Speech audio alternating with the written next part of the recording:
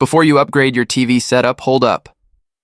The next Apple TV 4K, rumored for 2025, might be the tiny box that finally fixes the three things people complain about most: YouTube quality, gaming frame rates, and that remote you can never find. Stick with me for a few minutes and you'll know exactly what's likely coming, what's hype, and whether you should wait or buy the current model today. And at the end, I'll give you a 10-second checklist that makes the decision effortless. Let's set expectations. Apple hasn't announced anything yet, but when you study Apple's playbook, tvOS betas, supply chain chatter, and the way last-gen features lined up, a clear picture forms. If you watch YouTube a lot, if you game on a 120 Hz TV, or if your smart home depends on Apple's hub, the details I'm about to share matter. First, the chip. Every great Apple TV update starts here. The 2022 model runs on Apple's A15. The next one is widely expected to jump to at least an A16, and there's a real chance Apple goes A17 class. Why do you care? Because that single decision flips on features you've been waiting for. A16 is faster and more efficient. A17 takes it further, and more importantly, unlocks hardware support for the streaming codec everyone keeps whispering about. AV1. Let's talk AV1. If you love YouTube, this one upgrade could be the entire reason to wait. AV1 is a modern, more efficient video format that lets platforms deliver better picture quality at the same internet speed. Cleaner motion, fewer compression artifacts in dark scenes, crisper detail on fast sports, grass, hair, text. Everything looks less mushy. Right now, the current Apple TV doesn't decode AV1 in hardware, which is why YouTube on some rival boxes can look a touch cleaner at the same bitrate. If Apple ships an A17 class chip, AV1 hardware decode becomes extremely likely. Translation. You get better YouTube quality, smoother playback, and lower bandwidth usage without changing your plan. If you've ever paused a shot and noticed blocky skies or noisy shadows, imagine that cleaned up. That's why AV1 matters. Second, HDMI and high frame rates. The existing Apple TV has an HDMI 2.1 port, but it tops out at 4K 60 output today. If Apple leans into a faster chip, 4K 120 and VRR, variable refresh rate, suddenly makes sense. What would that change?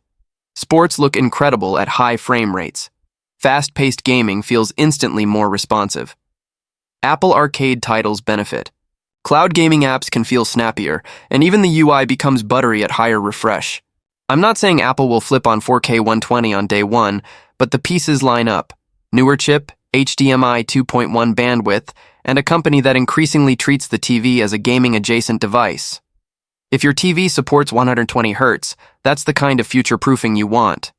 Third, Wi-Fi. Expect Wi-Fi 6E at minimum.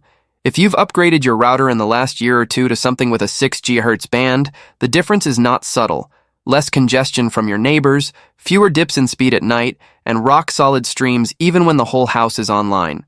Wi-Fi 7 would be a bonus, but 6E is the logical step.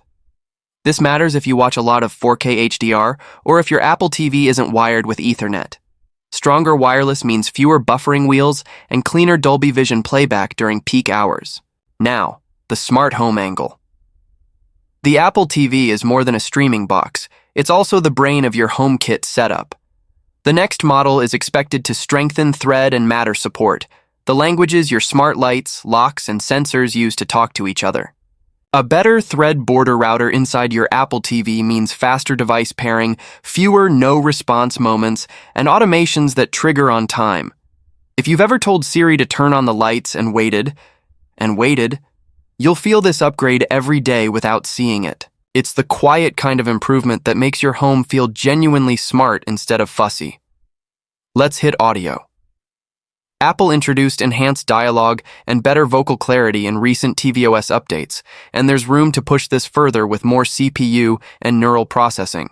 With a newer chip, you get cleaner upmixing for movies, more reliable lip sync over EARC to HomePods or soundbars, and the horsepower for smarter dynamic range processing.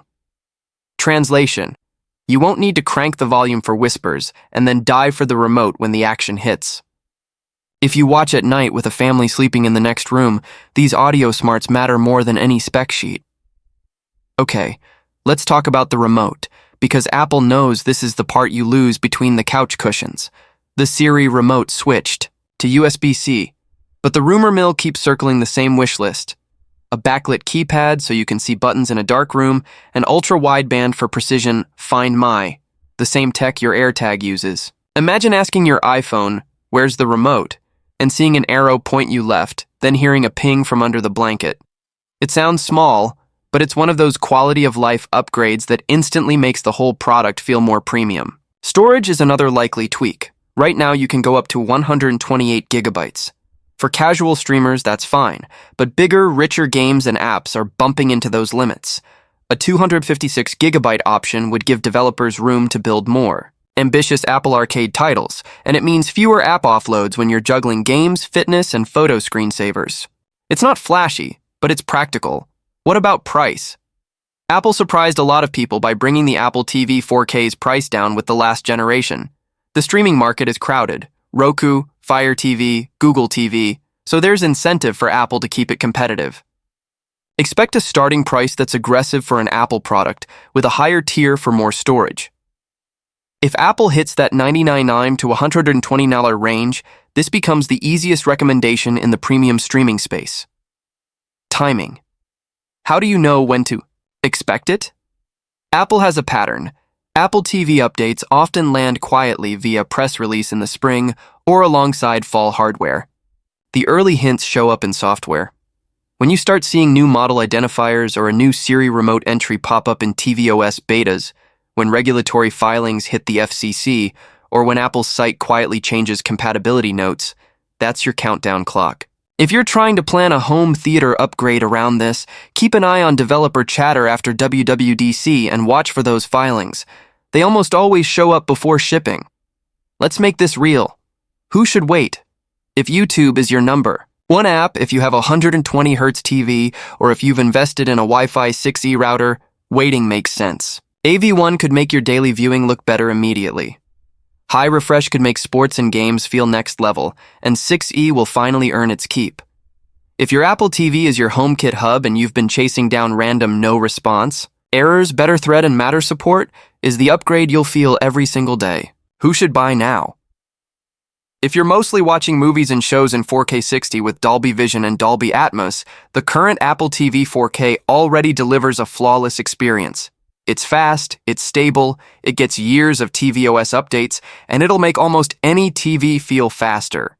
If you're getting a great deal today, you won't regret grabbing it. Now, I promised a little insider tip to help you spot the real deal before the headlines catch up. Look for one line in the spec sheets or leaks. AV1 hardware decode, not software. Hardware. If you see that, you can be confident YouTube and other services will look cleaner and run cooler. Pair that with Wi-Fi 6E and any mention of 120 Hz output or VRR, and you're looking at the version you wanted. There's also one more possibility floating around: a new Siri remote shipping alongside the box. If a separate remote model number hits the news before the box itself, that's usually a sign Apple is getting ready. A backlit, Find My-enabled remote would be the kind of accessory Apple can drop with a press release and sell instantly. Okay, decision time. Here's your 10-second checklist. 1. Do you watch YouTube daily and care about the best picture? If yes, wait. 2. Do you own a 120 Hz TV and want smoother sports and games? If yes, wait. 3. Do you have a Wi-Fi 6E router or plan to get one soon? If yes, wait. 4. Do you mostly stream movies and shows at 4K 60 with Dolby Vision and Atmos and don't game? If yes, buy now and enjoy. 5. Is losing the remote your number one complaint? If a Find My remote appears, upgrade. If you've listened this far, here's the bottom line. The 2025 Apple TV 4K is shaping up to be less about flashy redesigns and more about nailing the essentials that make a box feel invisible. Better video quality at the same bandwidth, smoother motion when you want it, stronger wireless, smarter home control, and a remote you can actually find. It's the kind of upgrade that you'll notice in the first 5 minutes and then forget about because everything just works. I'll keep an eye on the breadcrumbs, the tvOS betas, the filings, the quiet website changes. When the signals line up, you'll know it's time. Until then, If you're happy today and you find the current model at a discount, you can buy with confidence. If the words AV1, 120 Hz, and 6E got you excited, you're the person who should wait. Either way, your next movie night is going to look and sound great.